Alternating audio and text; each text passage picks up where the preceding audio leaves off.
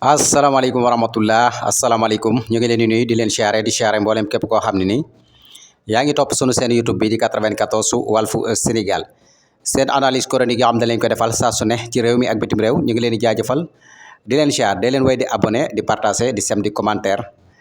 Ndeye Khady Ndiaye ak kii di Adji Sarr xam naa ne ni image bi voilà bu ko nit ñi gisee seen xel dina dem fu sori li ñuy wax ne jigéen moom fu mu yëkkatee lu bon rek bëgg koo jëmale ci nit rek jigéen gu baaxa nga ca wet ga ndax xam naa ni Adji Sarr moom bu ay pexeem juboon dëgg voilà kon danoon sànq Sonko te loolu la bëggoon ngir lan alalu àdduna ak passeport diplomate ak tukki voyagé ak i matériel loolu dong nga ko ci dugal voilà moo taxoon mu nekkoon ci pexe yooyu noonu kaka ci dugaloon tamit fi mu toll ni coow topp na ko ndax mandat d'arrêt lañ teg ci ndoddam mooy kii di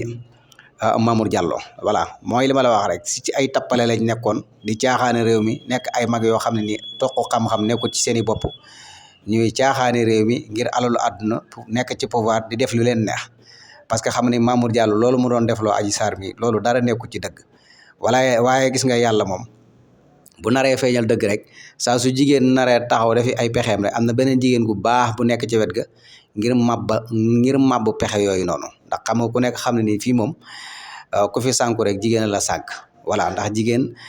ci la ñuy jaarale lépp luñ bëgg a def ci lu bon rek ci jigéen lañ koy jaarale voilà kon yaakaar naa ne Adji Sarr ñi nga xam dañoo taxawoon ngir sànk Ousmane Sonko voilà jaaree ko ci Adji Sarr am keneen koo xam ne ni jigéen la goo xam ne moromam ni loolu du fi amee moo tax tey ji Ndeye Khady mi nekk koo xam ne wax dëgg yàlla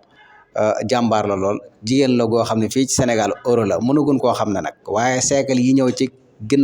ci kanam ñooñu moom euro lay doon ci ñoom ndax histoire la boo xam ne mi ngi mel ni rek jigéen ñi talaatay ndeer xam nga jigéen ñi talaatay ndeer sunu génération bi ak génération bii ñëw ak génération bi jàll dañ leen di fàttaliku saa su nekk saa su ne jigéen ñi talaatay ndeer rek ñu ne ay jàmbaar lañ woon voilà parce que dañoo xeexoon voilà ba boole seen bopp macha allah dugg ci néeg taal ngir bañ kenn ku leen noot kon loolu nekk na loo xam ne aw way la woo xam ne kenn dootu ko fàtte voilà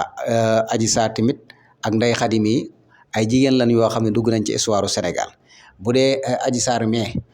ñii ñëw ëllëg kenn dootu bëgg a jur doom ju mel ne Adji Sarr moom wax dëgg yàlla parce que ni mel ak lim fi def lépp histoire la dafay wéy di des ndax mi ngi ci téere yi gars yi commencé nañoo génn téere yi ndax doon nañ bindkat yi doon lañ bind voilà kon Adji Sarr kenn ku mel ni moom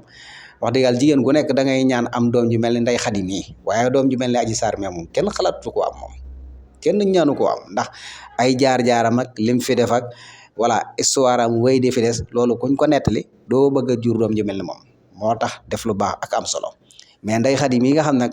dafa protéger kii nga xam ne tey jii macha allah lim bëggal Sénégal bés bu ko réussir loolu dafay dugg ci histoire u Sénégal moom Ndeye Khady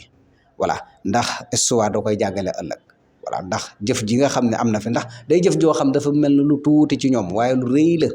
voilà te en plus tamit yenn sénégalais yi fi mu ne lan la ñuy xaar ci Adji Sarr pour ñu indi ko ñu àtte ko voilà wax ñu dëgg-dëgg la ka nga xam ne nag moo waral mbir ma moom muy Mamour Diallo ana mu daw na mandat d'arrêt voilà gàll nañ ko ci ndoddam fu ñu ko gis dañ koy indi Sénégal 94 milliards yooyu nga xam ne nii Ousmane Sonko tuddoon na ko te bu ko mosaan di tudd kenn du ko nungoo déglu voilà parce que ñoom ci seen jëmmi bopp Sénégal lañ nekkoon rek di caaxaane réew mi